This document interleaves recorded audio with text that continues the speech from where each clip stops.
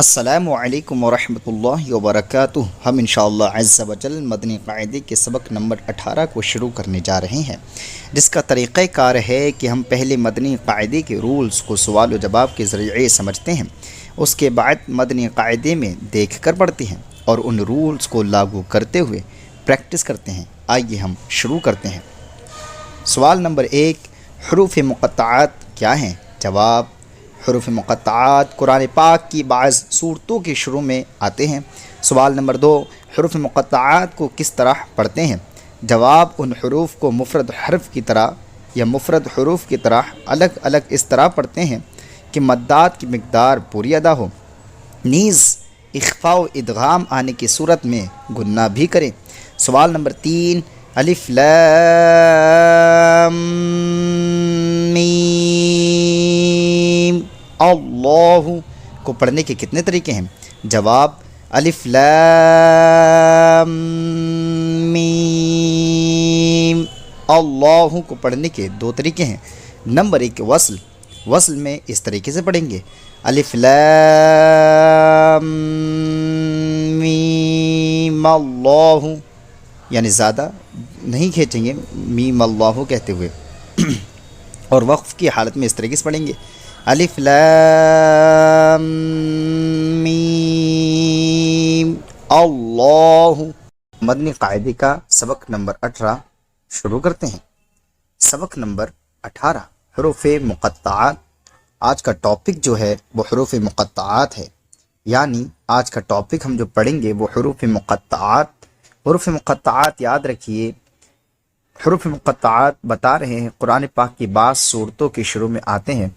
ان حروف کو مفرد حروف کی طرح الگ الگ اس طرح پڑھیں کہ مدات کی مقدار پوری ادا ہو، نیز اخفاء و ادغام آنے کی صورت میں گنہ بھی کریں۔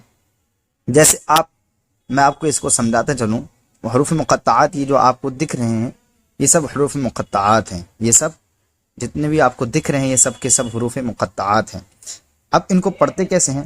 تو ان کے پڑھنے کا طریقہ یہ رہتا ہے کہ ان حروف کو الگ الگ کر کے پڑھا جاتا ہے، یعنی جیسے یہ تو سین ہے تو اس کو توسا نہیں پڑھیں گے، بلکہ جیسے ہم الف با کی تختی پڑھتے تھے ویسے ہی یہاں پر بھی ان حروف کو الگ الگ پڑھیں گے، تو سین،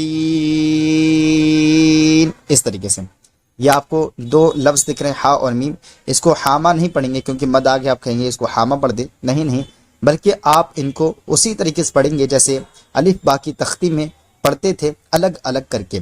تو حروف مفرد کی طرح پڑھیں گے، یعنی الگ الگ کر کے پڑھیں گے، جیسے حا میم الف لام را، الف لام میم، اس طریقے سے ان الفاظ کو پڑھا جائے گا۔ یعنی جو حروف مقطعات رہتے ہیں ان کو یاد رکھیں، قرآن پاک کی یہ بعض صورتوں کے جب بھی آئیں گے شروع میں ہی آتے ہیں، اور ان کو آپ کو جب بھی وہاں پر پڑھنا ہے تو ایسے ہی الگ الگ کر کے پڑھنا رہے گا۔ قرآن پاک کی بعض صورتوں کے شروع میں الفاظ آئیں گے تو آپ کو ان حروف کو الگ الگ طریقے کی الگ الگ کر کے ہی پڑھنا ہے، مفرد حروف کی طرح پڑھنا ہے۔ یہی یہاں پر بتایا گیا ہے کہ جو حروف مفردات رہیں گے ان کو، حروف مفردات جو ہیں ان کو الگ الگ طریقے سے الگ الگ کر کے پڑھیں گے۔ اور یہاں پر یاد رکھیں، یہاں پر جہاں پر مد آئے گا وہاں پر مد بھی کرنا ہے، جہاں پر 1 الف کے برابر مد آئے گا وہاں پر 1 الف کے برابر مد کرنا ہے، مثال کے طور پر۔ اور جہاں پر 3 حرکات، یہ 3 الف کے برابر مد آئے گا وہاں پر 3 الف کے برابر مد کرنا ہے۔ جیسے فور ایگزامپل آپ یہ والی مثال دیکھ لیجئے، جیسے یہاں پر دیکھیں، آپ یہاں پر جب اس کو ہم پڑھیں گے تو آپ اس ورڈ کو اس طریقے سے پڑھیں گے، تو آپ کو پتا ہے تو صرف 1 الف کے برابر کھنچتا ہے، کیونکہ ہم نے جب الف با کی تختی پڑھی تھی تو وہاں پر ہمیں دکھایا گیا تھا کہ تو میں صرف 1 الف کے برابر کھینچا جاتا تھا، جبکہ سین جو ہے سین پر گول سا چاند جیسا وہاں پر مد لگا ہوا تھا، تو اس کو میں نے بتایا تھا آپ کو 3 الف کی مقدار یعنی 3 سیکنڈ تک آپ اس کو کھینچیں گے۔ تو یہاں پر تو کو تو 1 الف کے برابر کھینچیں گے، لیکن سین کو 3 الف کے برابر کھینچیں گے، اور میم پر بھی وہی مد تھا تو میم کو بھی ہم جو ہے 3 الف کے برابر کھینچیں گے، کیونکہ اس پر بھی گول دائرہ وہاں پر بنا ہوا تھا بریکٹ میں، آپ نے دیکھا ہوگا الف با کی تختی میں۔ تو جیسے وہاں پر پڑھتے تھے ویسے ہی یہاں پر بھی پڑھنا ہے۔ اب یہاں پر اگر گنہ آئے گا تو گنہ بھی کرنا ہے، جیسے یہاں پر گنہ آ رہا ہے، अब ब्रैकेट में देखें, ये हरा हरा जो ग्रीन कलर का आपको नजर आ रहा है, आपने कायदा अगर पढ़ा हो तो आपको याद होगा कि नून साकिन के बाद, नून साकिन के बाद अगर मीम आ जाए, है ना, नून साकिन के बाद अगर मीम आ जाए, मीम किस में से, हुरूफ यरमलूना में से। जब हुरूफ यरमलूना में से है, जब मीम साकिन के बाद, नून साकिन के बाद ये मीम आ रहा है, अब ब्रैकेट में देखें नून साकिन लिखा हुआ है, उसके बाद ये मीम आ रहा है और मीम हुरूफ यरमलूना में से। और जब नून साकिन के बाद कोई भी लफ्ज़ यरमलूना में से आता है नून साकिन के बाद, तो वहाँ पर गुन्ना करते हैं, यानी इदगाम करते हैं। तो यहाँ पर भी गुन्ना करेंगे, इदगाम करेंगे। तो यही बता रहे हैं, जहाँ पर गुन्ना करने का रहेगा वहाँ पर आपको गुन्ना करना है, जहाँ इदगाम करने का है वहाँ इदगाम करना है, जहाँ इख्फा करने का वहाँ पर इख्फा करने का रहेगा।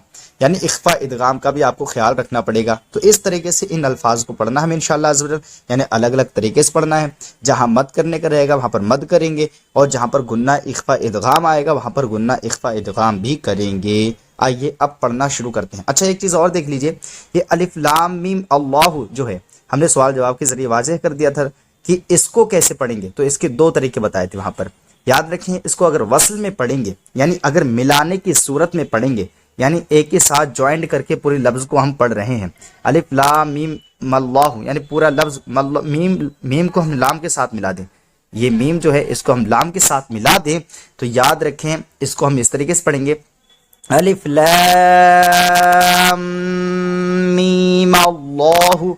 यहाँ पर हम जो है मद नहीं करेंगे, यहाँ पर मद नहीं करेंगे। लेकिन अगर हम तोड़ के पढ़ें, जैसे मिसाल के तौर पर यहाँ पर हम अलिफ लाम मीम अल्लाहु अलग पढ़ें, अलिफ लाम मीम अल्लाह, अलिफ लाम मीम अलग पढ़ें और अल्लाहु को अलग पढ़ें, अलिफ लाम मीम अलग पढ़ें और अल्लाहु के, अल्लाह लफ्ज़ अल्लाह जो है इसको अलग पढ़ें, तो याद रखें यहाँ पर मद होगा। देखिए जैसे मद यहाँ पर लगा हुआ भी है ब्लैक कलर में, तो यहाँ पर मद होगा। तो इस तरीके से पढ़ेंगे, अलिफ लाम मीम अल्लाह, यानी रुकेंगे, अलिफ लाम मीम अल्लाह, यानी तो यहाँ पर मद करेंगे। तो खुलासे कलाम ये है कि अलिफ लाम मीम अल्लाह जो लफ्ज़ है इसको दो तरीके से पढ़ सकते हैं।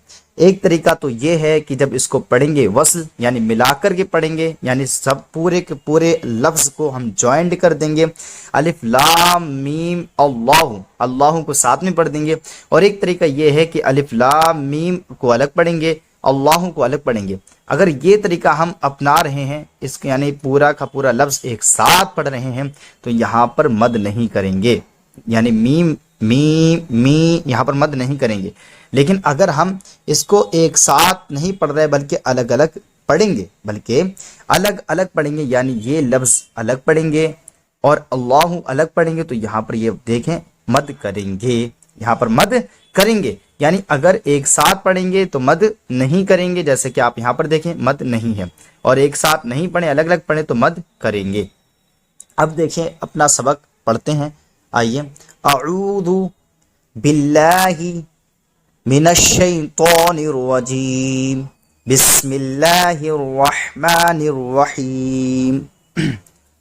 सौद, यहाँ पर स्वाद पे मद है इसलिए स्वाद को खींचेंगे हम, और मुफरद हरूफ में जैसे स्वाद को खींचते थे वहाँ पर भी ऐसे यहाँ पर भी खींचेंगे। क़ाफ़, यहाँ पर भी मद है देखें, तो यहाँ पर भी खींचेंगे। नून, यहाँ पर भी खींचेंगे। तो है, यहाँ पर सिर्फ एक अलिफ पर खींचेंगे, तो को भी और हा को भी। आप नीचे ग्रीन कलर में देख भी सकते हैं कि तो पे सिर्फ एक अलिफ है और हा पर भी एक अलिफ है, सिर्फ इसलिए एक अलिफ बराबर खींचेंगे। यासीन,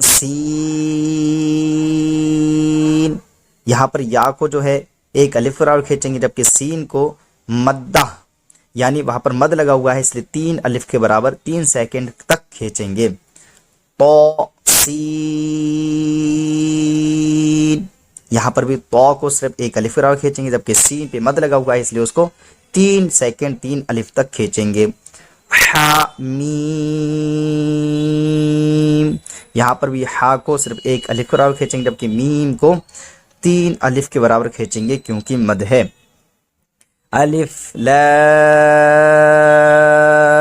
रॉ, यहाँ पर अलिफ को नहीं खींचेंगे बिल्कुल भी, लाम को 3 अलिफ के बराबर खींचेंगे, रॉ को सिर्फ 1 अलिफ के बराबर खींचेंगे, उस पर सिर्फ खड़ा ज़बर है और खड़ा ज़बर हरूफ मद्दा की तरह 1 अलिफ के बराबर खींचता है। आगे देखें, अलिफ लैम मीम,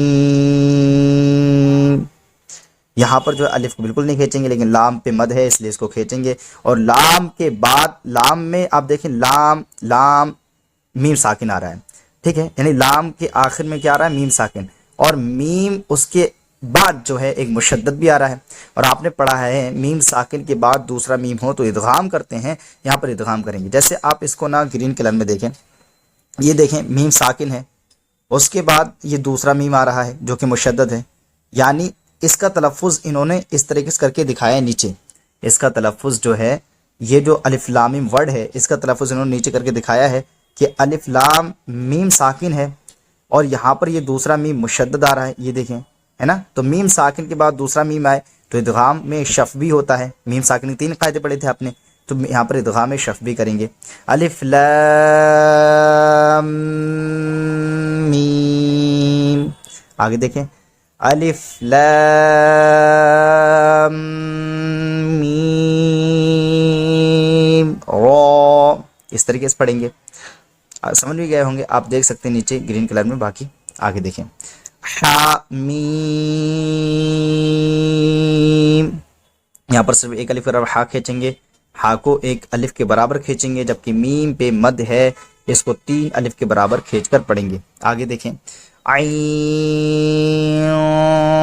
सीन क़ाफ, यहाँ पर दोनों जगह आइन में और सीन में इख्फा करेंगे। क्यों, मैं आपको इसकी वजह समझा देता हूँ थोड़ा।